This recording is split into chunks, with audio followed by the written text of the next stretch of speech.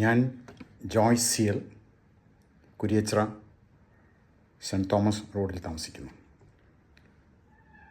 ഇന്നും നാളെയും മറ്റന്നാളും നമ്മൾ കുരിയച്ചിറക്കാർ നമ്മുടെ സെബസ്ത്യാനോസിൻ്റെ പെരുന്നാൾ ആഘോഷിക്കുകയാണ്. എല്ലാവർക്കും ആദ്യമായി തന്നെ പെരുന്നാളിൻ്റെ ആശംസകൾ നേരുന്നു. വിശുദ്ധ സെബസ്ത്യാനോസിൻ്റെ പെരുന്നാൾ കേരളത്തിലെ ഒട്ടുമിക്കവാറും പള്ളികളിൽ, കത്തോലിക്ക പള്ളികളിൽ ജനുവരി ഫെബ്രുവരി മാസങ്ങളിലായിട്ട് വിപുലമായിട്ട് ആഘോഷിച്ചു വരുന്നുണ്ട്. നമ്മുടെ ഒരു ദേശീയ ശൈലിയിലുള്ള, നാടൻ ശൈലിയിലുള്ള മുത്തുക്കുടകൾ, അതുപോലെ കേരളീയ ശൈലിയുള്ള വാദ്യങ്ങൾ, ഇവയൊക്കെ അകമ്പടി സേവിച്ചുകൊണ്ടുള്ള അമ്പ് പ്രദക്ഷിണമാണ് ഏറ്റവും വലിയ ആകർഷണം ഈ പെരുന്നാളുകളുടെ. പള്ളിപ്പെരുന്നാളുകൾ ഒരു ജാതി മത ഭേദമന്യേ ഒരു പ്രദേശത്തിൻ്റെ ഉത്സവമായി മാറിക്കൊണ്ടിരിക്കുകയാണ്. ഞാനൊക്കെ കുട്ടിയായിരിക്കുമ്പോൾ പിറവിത്തെരുന്നാൾ, ക്രിസ്മസ്, അത് കഴിഞ്ഞാൽ പിണ്ടികുത്തി പെരുന്നാൾ, അതായത് ദനഹ തിരുനാൾ, ഈ രണ്ട് പെരുന്നാളുകളും കഴിഞ്ഞാൽ പിന്നെ അടിച്ചു പൊളിക്കാനുള്ളത് പള്ളിപ്പെരുന്നാളാണ്, സെബസ്ത്യാനോസിൻ്റെ പെരുന്നാളാണ്. മകരത്തിലെ പെരുന്നാൾ എന്നാണ് എൻ്റെ പഴമക്കാർ പറഞ്ഞിരുന്നത്. അന്നൊക്കെ വീടുകളിൽ എല്ലാവരും വരും പെരുന്നാളുകൾക്ക്. അമ്മായിമാർ വരും, അമ്മായിമാരുടെ മക്കൾ വരും, അതുപോലെ തന്നെ ബന്ധുക്കൾ ഒക്കെ ആ ഇടവക പള്ളിയുള്ള വീടുകളിലേക്ക് ചേക്കേറും. വെള്ളിയാഴ്ച മുതൽ തന്നെ അവർ വന്നു തുടങ്ങും. കുഴലപ്പം ഉണ്ടാക്കൽ, അച്ചപ്പം ഉണ്ടാക്കൽ, കുഴിയപ്പം ഉണ്ടാക്കൽ, തൃശ്ശൂർ ഭാഷയിലാണ് ഞാൻ പറയുന്നത്, ഒക്കെ നമ്മൾ കൂട്ടായിട്ടിരുന്ന് ചെയ്യും. കുട്ടികൾ പറ്റാവുന്ന സഹായങ്ങൾ ചെയ്യും. ഇനി കുരിയച്ചിറ പള്ളി പെരുന്നാൾ എന്ന് പറയുന്നത് ജനുവരി 10 ശേഷം വരുന്ന ഞായറാഴ്ചയാണ്. എല്ലായ്പ്പോഴും ഞായറാഴ്ചകളിലാണ് അത് വരിക. ഇക്കൊല്ലം അത് ജനുവരി 12, അതായത് നാളെ. എന്നാൽ അമ്പ് പ്രദക്ഷിണങ്ങൾ നടത്തുക തലേദിവസം ശനിയാഴ്ചയാണ്. അത് ഇന്നാണ് 11. ഇനി കുരിയച്ചിറയുടെ ചരിത്രത്തിലേക്ക് അല്പം ഒന്ന് എത്തി നോക്കാം. ഞാൻ കുരിയച്ചിറയുടെ 3ാമത്തെ തലമുറയാണ്. ഒരു വിധത്തിൽ പറഞ്ഞാൽ ഇവിടുത്തെ ആദിവാസി, അല്ലെങ്കിൽ ഇംഗ്ലീഷിൽ പറഞ്ഞാൽ അബോറിജിൻ. കഴിഞ്ഞ നൂറ്റാണ്ടിൻ്റെ ആദ്യ പാദത്തിലാണ് കുരിയച്ചിറയിലേക്കുള്ള കുടിയേറ്റം തുടങ്ങുന്നത്. തൃശ്ശൂർ ടൗണിൻ്റെ മുനിസിപ്പാലിറ്റിയുടെ ഉള്ളിൽ നിന്നാണ് ഇവിടേക്ക് കുടിയേറ്റങ്ങൾ കൂടുതലും വന്നിട്ടുള്ളത്. മറ്റു സ്ഥലങ്ങളിൽ നിന്നും കുറേശ്ശൊക്കെ ഉണ്ട്. 1920കളിലാണ്, കൃത്യമായ ഡേറ്റ് കൊല്ലം എനിക്കറിയില്ല, എൻ്റെ അപ്പൂപ്പൻ തട്ടിൽ ചേറ്റുപുഴക്കാരൻ അന്തപ്പൻ ലോന കിഴക്കേ കോട്ടയിൽ, ലൂർദ് പള്ളിയുടെ അടുത്ത് നിന്ന സ്ഥലത്ത് നിന്ന് കുരിയച്ചിറയിലേക്ക് കുടിയേറുന്നത്. അന്ന് കുരിയച്ചിറയിൽ 10ൽ താഴെ ക്രിസ്ത്യൻ കുടുംബങ്ങളെ ഉണ്ടായിരുന്നുള്ളൂ എന്നാണ് ഞാൻ കേട്ടിട്ടുള്ളത്. എൻ്റെ ഓർമ്മയിൽ ഞാൻ താമസിക്കുന്നത് ഇന്നത്തെ പള്ളിയുടെ മുൻവശത്താണ്.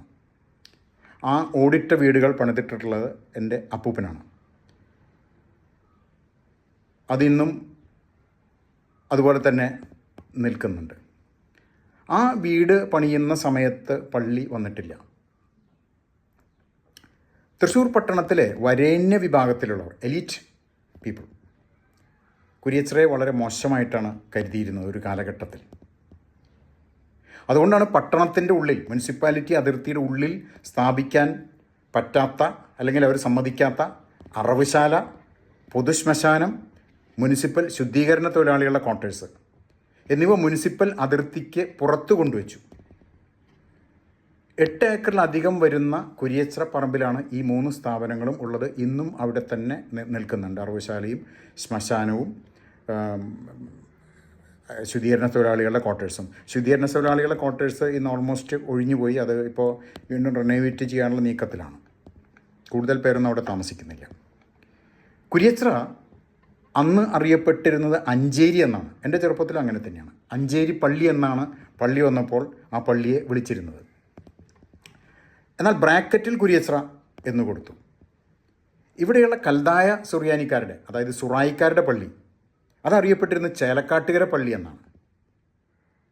അതുപോലെ തന്നെ തൊട്ടടുത്തുള്ള ശിവൻ്റെ അമ്പലം, അതറിയപ്പെട്ടിരുന്നത് കരിക്കാട്ടുകര അമ്പലം എന്നുമാണ്. 1931 വരെ കുരിയച്ചിറ പള്ളി കിഴക്കേ കോട്ടയിലെ ലൂർദ് കത്തീഡ്രൽ പള്ളിയുടെ നടത്തുപള്ളിയായിരുന്നു. അന്ന് ജേക്കബ് അടമ്പുകുളം അച്ഛനായിരുന്നു വികാരി അച്ഛനായി. ഇടവകയായപ്പോൾ ആദ്യത്തെ വികാരി അദ്ദേഹം തന്നെയായിരുന്നു. കുർബാന കഴിഞ്ഞ് എൻ്റെ വീട്ടിൽ വന്ന് കഞ്ഞിയും ചമ്മന്തിയും കഴിച്ചാണ് അരമനയിലേക്ക് പോവുക എന്ന് അടമ്പുകുളം അച്ഛൻ എന്നോട് പറഞ്ഞിട്ടുണ്ട്. കാരണം അന്ന് പള്ളി മേടയില്ല. പള്ളിയുണ്ട്, കുർബാന ചെല്ലാം, പക്ഷേ ഭക്ഷണം കഴിക്കാനുള്ള സൗകര്യങ്ങളൊന്നും ഉണ്ടായിരുന്നില്ല. അപ്പോൾ അച്ഛൻ എൻ്റെ വീട് പള്ളിയുടെ തൊട്ട് മുൻപിലായിരുന്നു. അവിടെ വന്ന് അന്ന് അത്യാവശ്യം ദാരിദ്ര്യമുള്ള സമയമായതുകൊണ്ട് കഞ്ഞിയും ചമ്മന്തിയും കൊടുക്കാനുള്ള ഇത് ഉണ്ടായിരുന്നുള്ളൂ ഞങ്ങൾക്ക്. അപ്പോൾ അത് തന്നെയാണ് അച്ഛനും പറഞ്ഞിട്ടുള്ളത്, കഞ്ഞിയും ചമ്മന്തിയും കഴിച്ച് പോകാറുണ്ട് എന്ന്. പതുക്കെ പതുക്കെ ഈ പ്രദേശത്തിൻ്റെ പേര് അഞ്ചേരിയിൽ നിന്നും മാറി കുരിയച്ചിറ എന്ന് ആയി. അതെൻ്റെ ഓർമ്മയിൽ തന്നെ നടന്നൊരു കാര്യമാണ്. എൻ്റെ ഇളയപ്പൻ ഫാദർ ജൈൽസ് ചേറ്റുപുഴക്കാരൻ, അദ്ദേഹമാണ് ഈ ഇടവകയിൽ നിന്നുള്ള ആദ്യത്തെ പുരോഹിതൻ. അദ്ദേഹത്തിന് പുത്തൻ കുർബാനയ്ക്ക് ഇടവക കൊടുത്ത മംഗളപത്രത്തിൽ അഞ്ചേരി പള്ളി ഇടവക എന്നാണ് എഴുതിയിട്ടുള്ളത്. ബ്രാക്കറ്റിൽ കുരിയച്ചിറയുണ്ട്. അത് ഞാൻ കണ്ടിട്ടുള്ളതാണ്. ആ മംഗളപത്രത്തിൻ്റെ ഫോട്ടോ അല്ലെങ്കിൽ അതിൻ്റെ കോപ്പി ഫ്രെയിം ചെയ്ത് കുറച്ച് കാലമൊക്കെ എൻ്റെ വീട്ടിൽ, ഇപ്പോൾ അത് എവിടെയാണെന്ന് അറിയില്ല, അതുണ്ടായിരുന്നു എൻ്റെ വീട്ടിൽ. കുരിയച്ചിറ സർവീസ് കോഓപ്പറേറ്റീവ് സൊസൈറ്റി തുടങ്ങാൻ മുൻകൈയെടുത്തത് അന്നത്തെ ആദ്യത്തെ വികാരി എന്ന് ഞാൻ പറഞ്ഞ ഫാദർ ജേക്കബ് അടമ്പുകുളം അച്ഛനാണ്.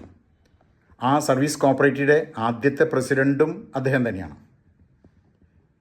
ഇനി എൻ്റെ കുട്ടിക്കാലത്ത് വീടുകളിൽ വൈദ്യുതി ഉണ്ടായിരുന്നു. എല്ലാ വീടുകളിലുമല്ല, ഒട്ടുമിക്കവാറും വീടുകളിലുണ്ടായിരുന്നു എന്ന് എൻ്റെ അറിവ്. എൻ്റെ വീട്ടിലുണ്ടായിരുന്നു. പക്ഷെ പല വീടുകളിലും ഇല്ലാത്ത വീടുകളും ഞാൻ കണ്ടിട്ടുണ്ട്. വീടുകളിൽ വൈദ്യുതി ഉണ്ടായിരുന്നു. പക്ഷെ മുണ്ടുപാലം മുതൽ തെരുവ് വിളക്കുകൾ ഉണ്ടായിരുന്നില്ല. പക്ഷേ എൻ്റെ ഓർമ്മയിൽ എൻ്റെ വീടിന് മുൻപിൽ, പള്ളിയുടെ നേരെ മുൻപിലാണ് വീട്, അതാണ് കുരിയച്ചിറ സെൻറ്റർ എന്ന് പറയുന്ന സ്ഥലം. കുർക്കഞ്ചേരി പഞ്ചായത്ത് വക ഒരു വിളക്കുകാലുണ്ടായിരുന്നു. അതിൽ മണ്ണെണ്ണ വിളക്ക് കത്തിക്കാനുള്ള ഉത്തരവാദിത്തം അവിടെ തന്നെ താമസിച്ചിരുന്ന കുഞ്ഞാവു അന്തോണിച്ചേട്ടനായിരുന്നു. അദ്ദേഹം അത് വൈകുന്നേരം 6 മണിക്ക് കത്തിക്കണം, പിറ്റേ ദിവസം കാലത്ത് 6 മണിക്ക് അത് കെടുത്തണം. അതിനുള്ള മണ്ണെണ്ണ കുർക്കഞ്ചേരി പഞ്ചായത്തിൽ നിന്ന് അന്തോണിച്ചേട്ടന് കൊടുക്കും. കൂടെ മാസം ഒരു അലവൻസും. ആ അലവൻസ് എത്രയാണെന്ന് എനിക്കറിയില്ല, മണ്ണെണ്ണയുടെ ക്വാണ്ടിറ്റിയും എനിക്കറിയില്ല എത്രയാണ്. ഇത് അദ്ദേഹം തന്നെ എന്നോട് പറഞ്ഞിട്ടുള്ളതാണ്, ഇത്രയാണ് കിട്ടുക എന്നൊക്കെ. പക്ഷേ എത്രയാണ് അതിൻ്റെ അലവൻസ് എന്നോ എത്ര മണ്ണെണ്ണയാണ് കൊടുക്കുക എന്നറിയില്ല. പിന്നീട് ഏതോ ഒരു കാലത്ത് പള്ളിയുടെ മുൻപിൽ വൈദ്യുതി തെരുവിളക്ക് വന്നു, പള്ളിയുടെ മുൻപിൽ മാത്രം. പിന്നീട് വൈദ്യുതി വിളക്കുകൾ മെയിൻ റോഡിൽ തന്നെ വന്നു. അപ്പോൾ അന്നൊക്കെ ഈ ചെറിയ ബൾബുകളായിരുന്നു, അന്ന് ഫിലമെൻറ്റ് ബൾബുകളായിരുന്നു, വലിയ ലൈറ്റൊന്നും അതിന് കിട്ടുമായിരുന്നില്ല. ട്യൂബ് ലൈറ്റുകളൊക്കെ വരുന്നത് കുറച്ച് കാലങ്ങൾക്ക് ശേഷമാണ്. ഇനി ആദ്യമായിട്ട് കുരിയച്ചിറയിൽ ഒരു കൊമേഴ്സ്യൽ കെട്ടിടം വരുന്നത് നമ്മുടെ കുഞ്ഞാവു മാത്തേട്ടൻ്റെ വകയാണ്. അത് ഇന്നും അവരുടെ മക്കളുടെ മക്കളുമായിട്ട് കൊണ്ടു കിടക്കുന്നുണ്ട്. അത് ഇന്നൊരു കച്ചവട കേന്ദ്രമായിട്ട്, നല്ലൊരു കച്ചവട കേന്ദ്രമായിട്ട് പള്ളിയുടെ തെക്ക് വശത്ത് വളരെ പ്രൗഢിയോടെ തന്നെ അത് നിൽക്കുന്നുണ്ട്. ഇനി കുരിയച്ചിറയുടെ വികസനത്തിലെ നാഴികക്കല്ലുകളായിട്ട് എൻ്റെ അഭിപ്രായത്തിൽ വന്ന 4 കാര്യങ്ങളുണ്ട്. ഒന്ന്, 1961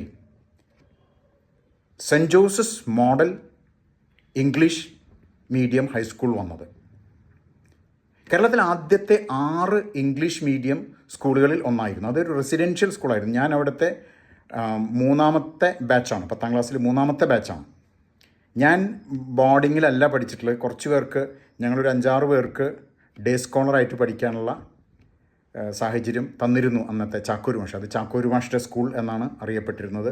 അവിടുത്തെ head master father Antony John ആണ്. പിന്നീട് അദ്ദേഹം ആൻ്റണി ജീസ് എന്ന പേരിലാണ് അറിയപ്പെട്ടിരുന്നത്. പിന്നീട് 2ാമത്തെ കാര്യം പറയുകയാണെങ്കിൽ saint Paul's English girls high school വന്നത്, പെൺകുട്ടികൾക്ക് വേണ്ടി മാത്രം. ആ സ്കൂളിൽ ആദ്യത്തെ അഡ്മിഷൻ, 1ാം ക്ലാസ്സിൽ ആദ്യത്തെ അഡ്മിഷൻ എൻ്റെ അനിയനായിരുന്നു. പിന്നെ എൻ്റെ സഹോദരിമാരൊക്കെ അവിടെ തന്നെയാണ് പഠിച്ചിട്ടുള്ളത്. ഇനി 3ാമത്തെ പറയുകയാണെങ്കിൽ ഇടത്തരക്കാർക്ക് വേണ്ടിയുള്ള ആദ്യത്തെ ഹൗസിംഗ് കോളനി, അതായത് നെഹ്റു നഗർ. ഇന്നും അത് വളരെ പ്രൗഢിയോടെ തന്നെ കുരിയച്ചിറ പ്രദേശത്ത് നിലനിൽക്കുന്നുണ്ട്. അതിന്ന് വേറൊരു ഇടവകയായിട്ട് മാറി. നെഹ്റു നഗർ ഇടവകയുണ്ട്, സെൻറ്റ് പീറ്റേഴ്സ് ചർച്ച്. ഇനി 4ാമത്തെ എൻ്റെ അഭിപ്രായത്തിൽ ഫാദർ ജോസഫ് വടക്കൻ കുരിയച്ചിറ പള്ളി വികാരിയായിട്ട് 1965 വന്നത്. അദ്ദേഹത്തിൻ്റെ ആദ്യത്തെയും അവസാനത്തെയും ഇടവക പള്ളിയാണ് കുരിയച്ചിറ പള്ളി. ഫാദർ വടക്കനെ പറ്റി പറയുമ്പോൾ ഞങ്ങൾ കുരിയച്ചിറക്കാർ പറയാറ് കുരിയച്ചിറയുടെ മുഖച്ഛായ തന്നെ അദ്ദേഹം മാറ്റിയെന്നാണ്. എല്ലാ തെരുവുകൾക്കും, പേരില്ലാത്ത തെരുവുകൾക്ക് അല്ലെങ്കിൽ മറ്റ് കുടുംബ പേരുകളിലൊക്കെ അറിയപ്പെട്ടിരുന്ന തെരുവുകൾക്കൊക്കെ അദ്ദേഹം പേരുകൾ കൊടുത്തു. മിക്കവാറും ക്രിസ്ത്യൻ സെയിൻറ്റുകളുടെയാണ് പേരുകൾ കൊടുത്തിട്ടുള്ളത്. ഇനി ഭക്ഷ്യക്ഷാമം കൊടുമ്പിരി കൊണ്ടിരിക്കുന്ന ഒരു കാലം, അരിക്ഷാമത്തിൻ്റെ കാലഘട്ടമായിരുന്നു 60കളിലും 65-ലൊക്കെ അദ്ദേഹം വരുന്ന കാലത്ത് ഭക്ഷ്യക്ഷാമം കൊടുമ്പിരി കൊണ്ടിരിക്കുകയായിരുന്നു. അക്കാലത്ത് അദ്ദേഹം എവിടെ നിന്നെങ്കിലുമൊക്കെ കൊള്ളിക്കിഴങ്ങ്, കപ്പ കൊണ്ടുവന്ന് പള്ളി അങ്കണത്തിൽ തന്നെ വിതരണം ചെയ്യും. അങ്ങനെ നമ്മുടെ വിശപ്പ് അകറ്റാനും അദ്ദേഹം വലിയ പ്രവർത്തനങ്ങൾ നടത്തിയിരുന്നു. പിന്നെ കുരിയച്ചിറ എന്ന് പറയുന്ന സ്ഥലം ഒരു കാലത്ത് ഗുണ്ടകളുടെ കേന്ദ്രമായിരുന്നു. ഈ ഗുണ്ടകളെയൊക്കെ അദ്ദേഹം നിലയ്ക്ക് നിർത്താനായിട്ടുള്ള പരിശ്രമം നടത്തി, കുറേയൊക്കെ അവരെ ഒതുക്കിയിട്ടുണ്ട്. ഇനി വെക്കേഷൻ കാലം, അന്നത്തെ കുട്ടികളായി ഞങ്ങൾക്കൊക്കെ അതൊരു വലിയൊരു നല്ലൊരു ഉത്സവകാലമായിരുന്നു. കലാകായിക മത്സരങ്ങൾ, ആഴ്ചകളോളം നീണ്ടുന്ന കലാകായിക മത്സരങ്ങൾ, അത് കഴിഞ്ഞ് ഇടവക ദിനം, അതിൽ ഞങ്ങൾക്ക് സമ്മാനം കിട്ടുന്നു. അങ്ങനെ എപ്പോഴും വളരെ ആക്റ്റീവായിരുന്നു അന്നത്തെ പള്ളി അങ്കണങ്ങൾ. അതുപോലെ തന്നെ അന്നത്തെ ഞാനടക്കമുള്ള കുട്ടികൾക്ക് പ്രസംഗ പരിശീലനം തന്നു. ധാരാളം പുസ്തകങ്ങളും ഇംഗ്ലീഷും മലയാളവും ഒക്കെ അദ്ദേഹം ഞങ്ങൾക്ക് വായിക്കാൻ തന്നിരുന്നു. അത് വായിച്ചു കഴിഞ്ഞ് അദ്ദേഹം പുസ്തകം എടുത്ത് തരും. അത് കഴിഞ്ഞ് വായിച്ചു കഴിഞ്ഞിട്ട് അത് എന്താണെന്ന് അദ്ദേഹത്തിനോട് പറയണം. അപ്പോൾ ഞങ്ങൾക്കത് വായിക്കാൻ താല്പര്യമുണ്ടെന്ന് മാത്രമല്ല, വായിക്കാൻ നിർബന്ധിതരാവുക കൂടിയാണ് ചെയ്തിരുന്നത്. അദ്ദേഹത്തിൻ്റെ പള്ളിപ്രസംഗങ്ങൾ, അതുപോലെ വേദോപദേശ ക്ലാസ്സുകൾ, ഞാൻ അദ്ദേഹത്തിൻ്റെ വേദോപദേശ ക്ലാസ്സിൽ 10ാം ക്ലാസ്സിൽ ഇരിക്കേണ്ട വന്നിട്ടുണ്ട്, വളരെ വ്യത്യസ്തമായിരുന്നു.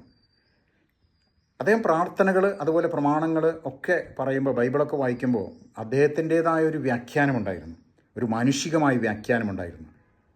സ്വർഗസ്ഥനായ പിതാവേ എന്ന കർത്തൃപ്രാർത്ഥനയിൽ സ്വർഗസ്ഥനായ പിതാവേ എന്ന് നമ്മൾ പ്രാർത്ഥിക്കുമ്പോൾ ലോകം മുഴുവനുമുള്ള മനുഷ്യരെ നമ്മൾ സഹോദരന്മാരായി കണക്കാക്കുന്നു എന്നാണ് അദ്ദേഹം പഠിപ്പിച്ചത്.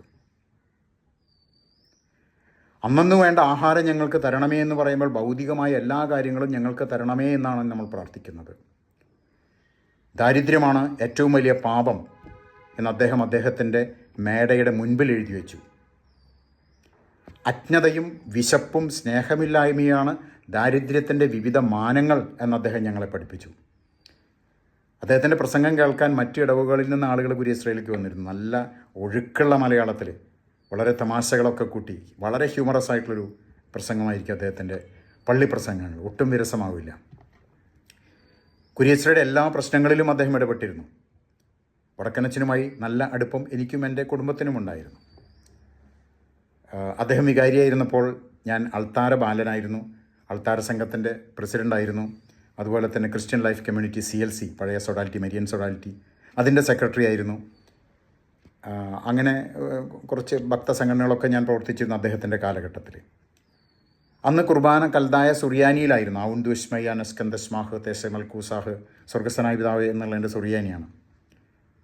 അതുപോലെ ലത്തീൻ പള്ളികളിൽ ലത്തീനിലും ലോകം മുഴുവൻ സഞ്ചരിച്ചിട്ടുള്ള ഒരു വ്യക്തിയാണ് ഫാദർ വടക്കൻ.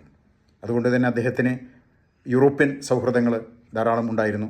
പലപ്പോഴും അവിടെ നിന്നുള്ള സായിപ്പ് അച്ഛന്മാർ ഇവിടെ കുർബാനയ്ക്ക് വരും. അപ്പം ഞാൻ ഇംഗ്ലീഷ് മീഡിയം സ്കൂളിലാണ് പഠിച്ചിരുന്നതുകൊണ്ട് അവരോട് സംസാരിക്കാനായിട്ട് എന്നെയാണ് ഏൽപ്പിക്കുക. അവരുടെ ആക്സെൻറ്റ് മനസ്സിലാക്കാൻ കുറേ ബുദ്ധിമുട്ടൊക്കെ ഉണ്ടായിരുന്നു. പിന്നീടാണൊക്കെ മനസ്സിലാക്കാൻ തുടങ്ങിയത്. നമ്മൾ പഠിച്ച ഇംഗ്ലീഷൊന്നുമല്ല അവർ പലപ്പോഴും പറയുന്നത്. അങ്ങനെ ഞാൻ കുറച്ച് ലത്തീൻ പഠിച്ചു. യൂറോപ്യൻ ഇംഗ്ലീഷ് സായിപ്പച്ചന്മാരൊക്കെ ആയിട്ട് ഇംഗ്ലീഷ് സംസാരിക്കാനും കുറച്ചൊക്കെ ഒരു ആത്മവിശ്വാസം വന്നു. വിമോചന ദൈവശാസ്ത്രത്തിൻ്റെ കേരള മോഡൽ അത് അവതരിപ്പിച്ചത് ഫാദർ വടക്കനാണ്. സ്ത്രീകൾക്ക് പൗരോഹിത്യം കൊടുക്കണമെന്ന് അദ്ദേഹം 70കളിൽ തന്നെ വാദിച്ചിരുന്നു. വേദോപദേശവും ഭക്തസംഘടനകളും അദ്ദേഹം മിക്സഡാക്കി. അന്നൊക്കെ ഭക്തസംഘടനകൾ ആൺകുട്ടികൾക്ക് പെൺകുട്ടികൾക്ക്, വേദോപദേശ ക്ലാസ്സുകൾ ആൺകുട്ടികൾക്കൊന്ന് പെൺകുട്ടികൾക്ക് വേറെ. അദ്ദേഹം പറഞ്ഞു ഇങ്ങനെ വേണ്ട, ഒരുമിച്ച് പഠിക്കണം. അങ്ങനെ ജെൻഡർ സെൻസിറ്റിവിറ്റി കഴിയുന്നതും കുറച്ച് കൊണ്ടുവരണം എന്നുള്ളതാണ് അദ്ദേഹത്തിൻ്റെ അഭിപ്രായം ആയിരുന്നു. പെൺകുട്ടികൾ ആൺകുട്ടികളൊക്കെ എല്ലാ സ്ഥലങ്ങളിലും മാന്യമായി പെരുമാറാനൊക്കെ പഠിക്കണമെങ്കിൽ ഒരുമിച്ച് ചെറുപ്പം മുതൽ ഒരുമിച്ച് പഠിക്കണം, ഒരുമിച്ച് പ്രവർത്തിക്കണം എന്ന് അദ്ദേഹം ഞങ്ങളോട് പറയാറുണ്ട്. ആ കാലഘട്ടത്തിൽ ഇത് വലിയൊരു പുരോഗമനപരമായൊരു ആശയമായിരുന്നു. ഇന്ന് നമുക്ക് തോന്നും പെൺകുട്ടികൾ ആൺകുട്ടികൾ ഒരുമിച്ച് പഠിക്കുന്നു എന്നുള്ളത് വലിയ കാര്യമല്ല. പക്ഷെ അന്ന് ഞാൻ പറയുന്നത് ഒരു 60കളിലും 70കളുടെ ആരംഭത്തിലത്തെ കാര്യമാണ് ഞാൻ പറയുന്നത്. 71 വരെയാണ് ഫാദർ വടക്കൻ കുരിയച്ചിറ പള്ളി വികാരിയായിരുന്നത്.